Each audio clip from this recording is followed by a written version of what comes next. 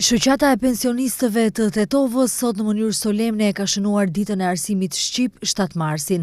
Me këtë rast është zhvilluar një takim në zyrat e kësaj shoqate, duke përkujtuar shumë ish profesor, të cilët sot janë veteran të arsimit. Qëllimi i mbledhjes së sotshme, takimit të sotëm, është manifestimi i 7 marsit si ditë e mësuesit ose ditë e arsimtarëve.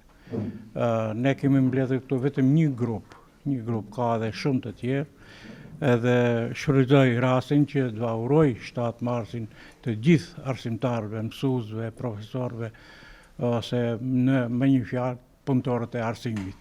24 vite kam punuar në punën edukative arsimore, tani kam kaluar në shoqatën e pensionistëve dhe për hyrje të 7 marsit, ditës së mësuesit, shkolla e parë shqipe, në shoqatën e pensionerëve kemi organizuar një orë improvisuese kushtuar 7 marsit, ditës së arsimit, ditës së mësuesit. Përndryshe, 7 marsi e ka zanafillën e hershme që kujton themelet e para të shkollës shqipe.